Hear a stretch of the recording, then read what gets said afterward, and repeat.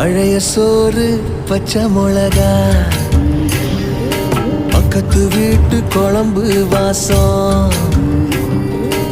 இருட்டு மாங்கா தெரு சண்டை,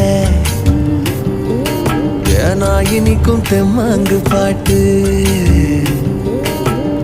ஆட்டு குளியல் புடிச்ச சினிமா, சரக்கு அடிச்ச போத மயக்கம், ரயில் பயணம் ராத்திரி காத்து, ரம்மியமான ரகசிய நிரப்பு, அடையெல்லாம் ஒரு சுகம்தான்.